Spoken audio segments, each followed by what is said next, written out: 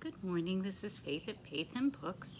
I feel like it's been a while since I've made a video, but I'm going to do my Saturday morning Shakespeare, Brush Up Your Shakespeare video. And then I'm also going to talk about my plans for, I'm toying with the idea of starting a play group for the little 4-year-old who hasn't had a playmate his own age to play with since March.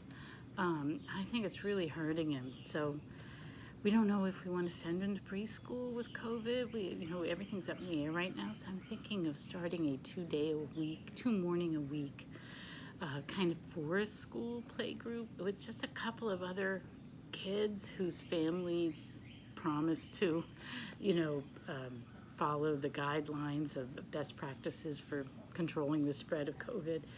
I'm going to look for people. I don't know. I'm just going to word of mouth, see if anyone's interested. So anyway, I thought it would be fun to go over those books as well. And I'm at a slightly different place on my porch because my daughter's boyfriend is visiting again, and if he wakes up, if I'm over here, I'm out of the line of vision. I don't know why, but I don't like anyone around me when I'm making these videos. I'm too self-conscious. Anyway, I'm gonna do this quickly. So the last one that I did in my last installment was Beware the Ides of March. So the next one he talks about is the phrase "a blinking idiot" from The Merchant of Venice. I don't think I've ever used this phrase at all. It's from Act 2, Scene 9, Aragon. Isn't that the name of somebody from Lord of the Rings? Wasn't it Aragorn? Anyway, Aragon is talking to Portia, and here's Aragon. He says, "What's here, the portrait of a blinking idiot, presenting me a schedule? I will read it. How much unlike art thou to Portia? How much unlike my hopes and my deservings?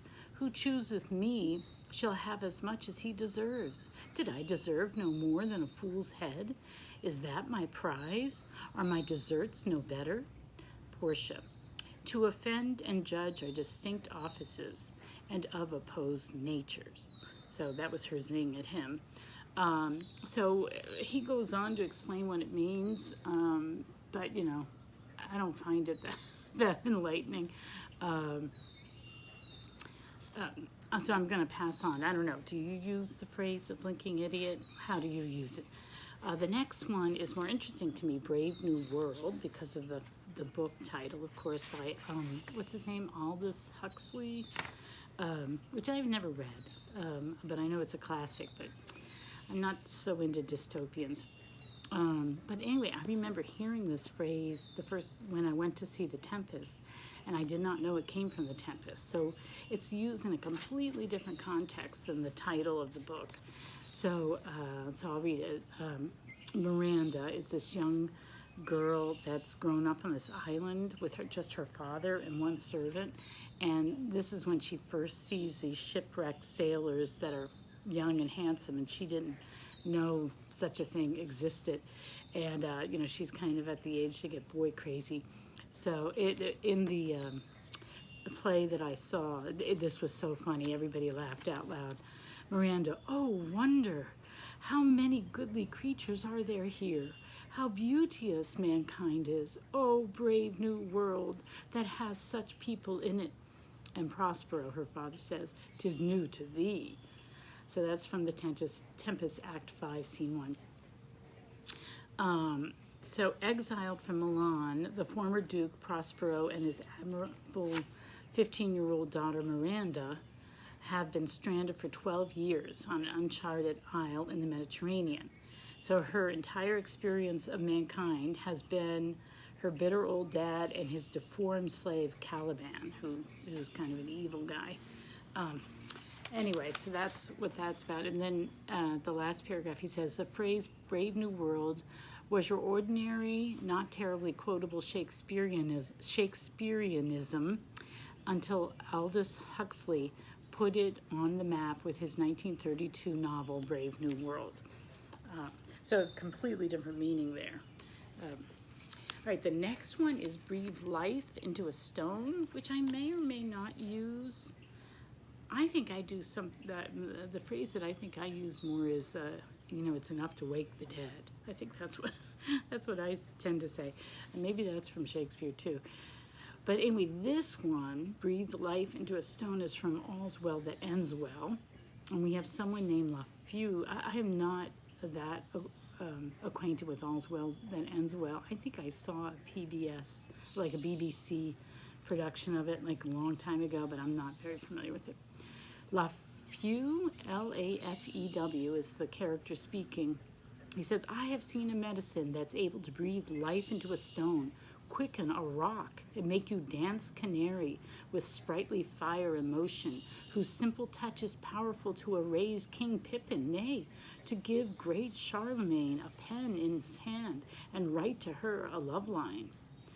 So apparently he's got something that will wake people, some potion, some magical potion to wake somebody from the dead. Anyway, it would even raise long dead people like Charlemagne. Anyway, I don't really use that phrase myself. I do use this one, breathe one's last. And I don't know how, but I'm pretty sure I've incorporated this one into my vocabulary. This is from Henry VI, Part 3. So I'm not that familiar with the Henry plays, except for Henry V. So these are two characters, Warwick and Somerset are talking. Warwick says, come quickly, Montague, or I am dead. Somerset, oh, Warwick, Montague hath breathed his last, and to the and to the latest gasp cried out for Warwick and said, commend me to my valiant brother. So I thought this was interesting. When your library card expires, what it's literally doing is breathing out its essence, and that's from the Latin word for breathing. The spiro, I'm trying to remember the verb. But anyway, and ex, of course, means out. So when something expires, it's breathing its last. When the Duke of Somerset reports that Warwick's brother Montague has breathed his last, he's using breathe in this sense of expire. Somerset leaves the phrase hanging, though. Montague has breathed his last. What? Elliptically, he means that Montague has drawn his last breath or expired his last gasp. Last gasp is a phrase that entered the language about a decade before Shakespeare began writing. And he uses a version of the phrase latest gasp twice in this same play. I don't feel like that needs that much explanation, but that's interesting to know that they know when last gasp entered the vocabulary. And then the last thing I'm going to do, 8 minutes, okay. Brevity is the soul of wit. And I think I have used this. When people get really long-winded or whatever, brevity is the soul of wit. And this is from Polonius. And I find Polonius a really interesting character, I guess many people do, in Hamlet, because he's such a, well, he's evil, but his character is maybe more complex. I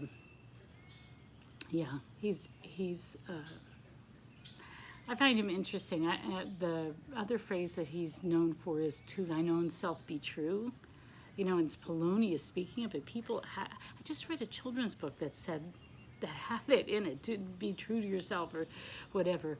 But that comes from Polonius, who's an evil, manipulative,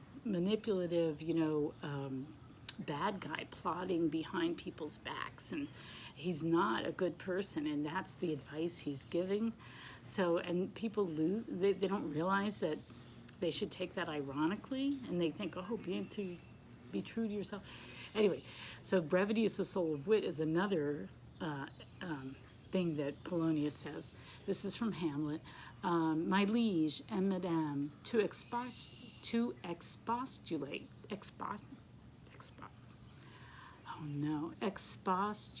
All right, I'm going to keep going. What majesty should be, what duty is, what day is day, night, night, and time is time, were nothing but to waste night, day, and time. Therefore, since brevity is the soul of wit, and tediousness the limbs and outward flourishes, I will be brief. Your noble son is mad. All right, so the brief explanation here. Polonius, right-hand man of Hamlet's stepfather, King Claudius, has been employed to spy on the prince and report on his very odd behavior. As Polonius begins to deliver to the king and queen the results of his investigation, he embarks on this windy preface. Besides being nonsensical, his speech is self-contradictory. He wastes plenty of time denouncing the time wasted by rhetorical speechifying. Brevity is the soul of wit has become a standard English proverb. In the process, its context has been somewhat neglected.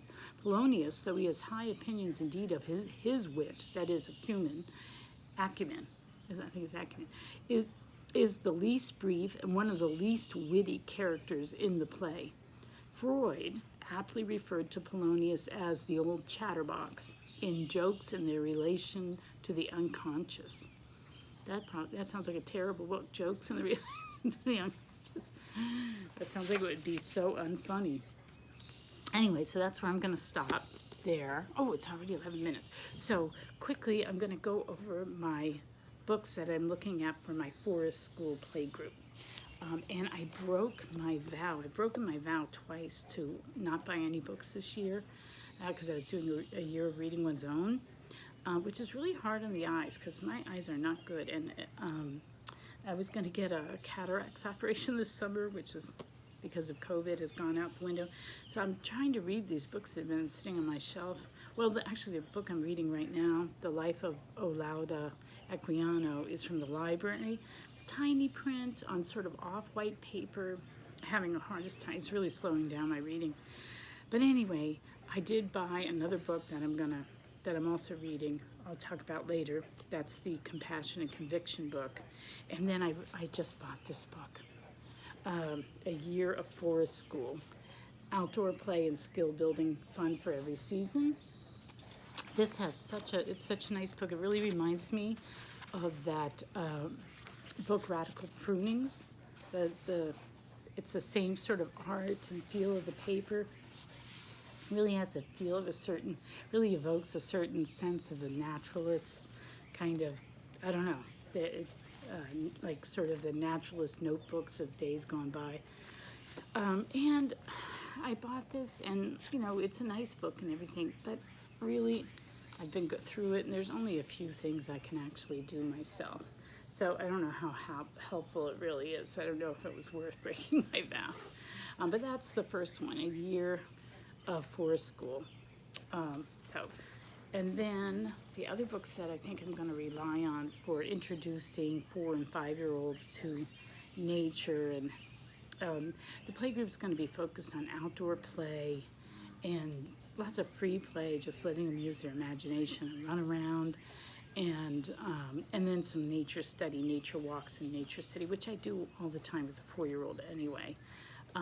This is another book that I've had for a while that I find really informative and useful. It's Discover Nature Close to Home, Things to Know and Things to Do. So it's very practical. I mean, in the sense that it's just nature that's right in your backyard. So, like here's one on galls. And you can study that sort of thing, the little things that you can just learn to observe. Wildflowers, just weeds that are growing in your own yard. A big thing on squirrels, just learning about squirrels. So just the common nature that we sort of overlook, and really goes into it pretty deeply. Of course, it's for much older kids, but still I can extrapolate from this and use it with the little kids. And then this is something that I've had for ages, Fun with Nature, and it's sort of a guidebook for little kids. Got lovely illustrations, and then it has little, at the end of, oops, I almost knocked my glass of water over. Look, just basic stuff like field crickets, just real, here we go, make moth sugar, so you can paint sugar water on a rock or on the side of a tree and see if it attracts moths. Little simple things like that you can do with little kids. So we have lots of toads and frogs around here, so that would be a fun thing to do. You make a toad house. So this will be really helpful too. Fun with Nature, take along guide. Then I have a bunch of these great books. One small square. So here's just the illustrations are just gorgeous, and it teaches. Again, it's just you measure out a foot of something, like this is in the woods, and then you examine everything that's in there. So what can be in there? You learn about the trees and the birds and what's going on, in that 1 square foot. So that one, this is for the woods. This is the night sky. So, and again, there's just gorgeous, lovely illustrations. I don't know if we'll do that one. I have to do that with a 4-year-old on our own at night. This one's pond. We have a pond right behind us. So this one got water spilled on it appropriately.